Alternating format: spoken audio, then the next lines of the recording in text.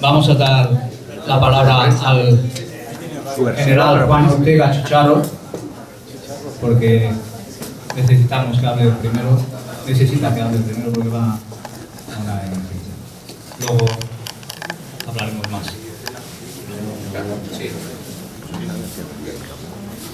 Sí, me oyen todos, ¿no? Espero que voy a hablar en español. Desgraciadamente no sé rumano, ya me gustaría, pero no sé, de manera que hablaré en español. Bueno, muchas gracias en primer lugar por haberme invitado a asistir a este acto, y digo ya de antemano que me ha emocionado, me he sentido muy emocionado esta mañana cuando he visto la cruz ahí arriba y he visto a John Mota y Basile Marín, este monumento aquí en mitad de Castilla, y ciertamente emocionante, y que da para pensar muchas cosas. Miren, fue allá por los años 70 del siglo pasado, hace ya 47 años, cuando oí hablar por primera vez de John Mota y Basile Marín. En efecto, y a lo mejor esto que les digo algunos lo sabrán, otros no lo sabrán, en el entonces Alto Estado Mayor de las Fuerzas Armadas Españolas, la sección de inteligencia contaba con unos cuantos oficiales rumanos adscritos al ejército español. Eran oficiales que habían hecho la guerra y una vez perdida se refugiaron en España. El ejército español les acogió y estaban en la sección de inteligencia como especialistas en el mundo del este y también como traductores. Ahí fue donde yo oí por primera vez oír hablar de John Mota y Basile Marín. Recuerdo vagamente los nombres de ellos. Sí, gracias. Muchas gracias. Recuerdo del capitán Galea, del teniente Nicolaescu y algún otro que eran unas grandes personas. Y ahí fue donde yo oí hablar por primera vez de estos dos héroes. Ayer, precisamente ayer, tuve el honor de participar en un acto en el que se entregaban a sus familiares los restos de soldados españoles repatriados que habían luchado y muerto en la División Azul, en el Frente Oriental. No pude por menos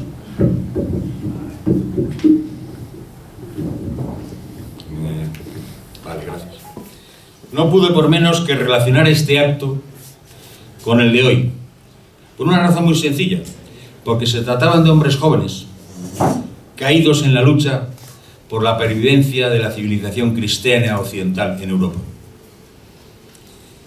Así, y es verdad, más de 40.000 españoles lucharon en Rusia contra la barbarie soviética, contra el marxismo stalinista, nunca contra Rusia. Una lucha que había comenzado antes aquí en España, algunos años antes.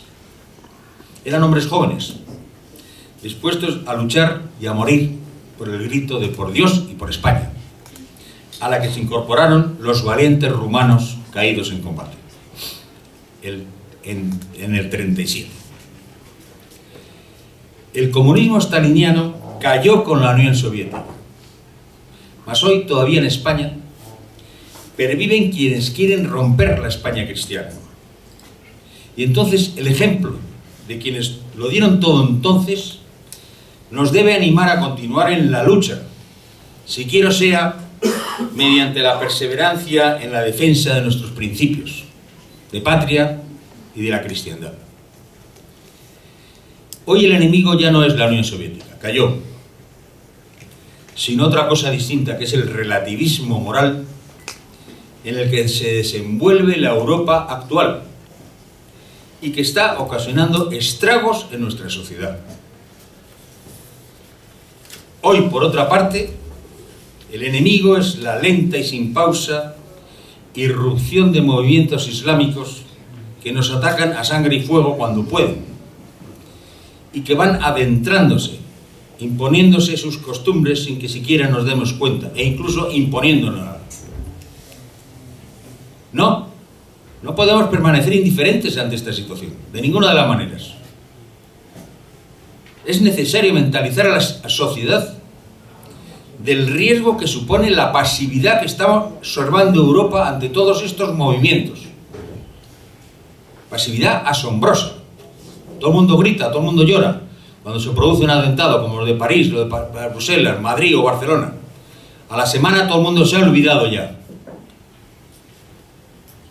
Y por desgracia, aunque cada vez esto está cambiando, solo son grupos reducidos los que hacen frente a este desafío. Pero miren, la historia demuestra que con firmeza de convicciones al final se acaba venciendo. Pero no hay que rendirse y hay que seguir adelante en la defensa de estas convicciones aquí, allá y en cualquier parte, y ya sin callarnos nunca en ningún lado. Es evidente que es políticamente incorrecto, pero hay que pasar por encima de lo políticamente incorrecto. Y encima, además, hay fuerzas ocultas, extrañas, que responden a intereses no claramente definidos o muy definidos, que confunden a la sociedad consumista de esta Europa en crisis de valores. Les pondré un ejemplo de esto que acabo de decir. Miren, allá por los años 90 me encontraba yo, durante la guerra de los Balcanes en concreto, la guerra de Kosovo, al mando de un batallón que pertenecía a una brigada española, a su vez a una división francesa y en definitiva a la OTAN. Se producían ataques de la OTAN contra Serbia en favor de Kosovo, como antes había sucedido en contra de la Serbia ortodoxa y a favor de los musulmanes de la República de Bosnia.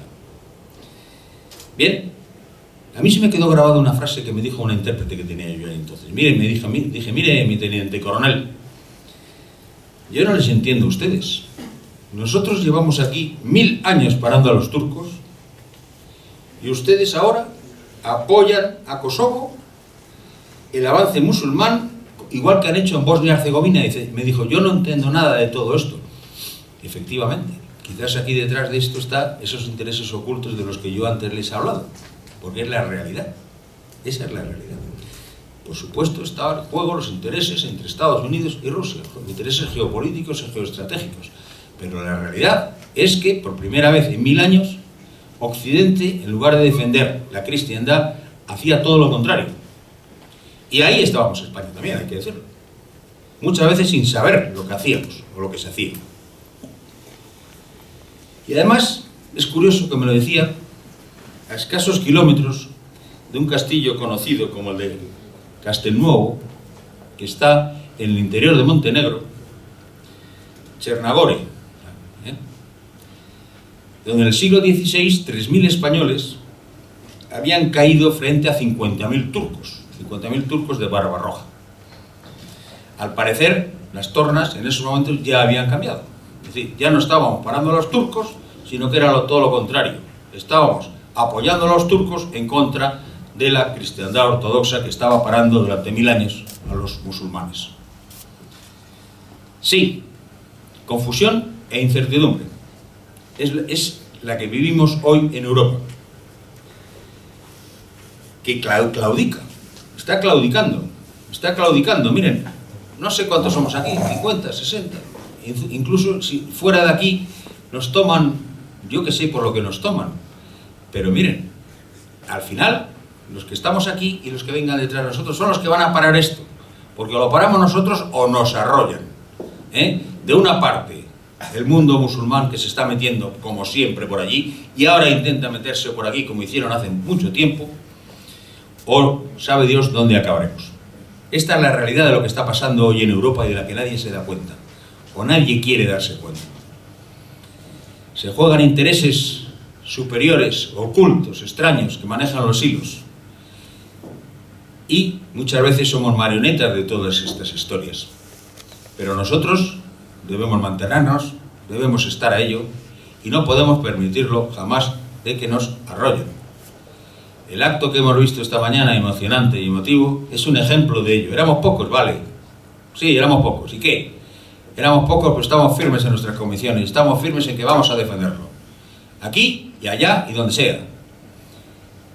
pero tenemos que ser nosotros, porque o no somos nosotros o esto no lo defiende nadie, acabarán comiéndonos, como ha sucedido en otras partes de la historia.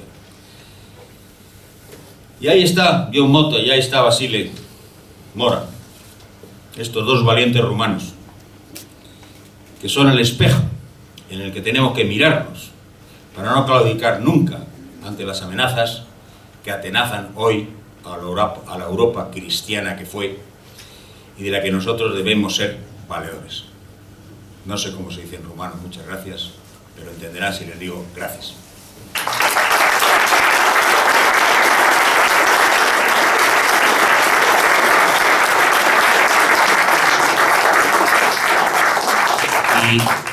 Y lamento no extenderme, pero he tenido un infortunio familiar reciente que a punto de esto ha hecho que me tenga que ir antes de la comida, pero he querido, por honor a Jalín y por honor a todos los que están ahí detrás de mí, aguantar, y me tengo que ir zumbando rápido,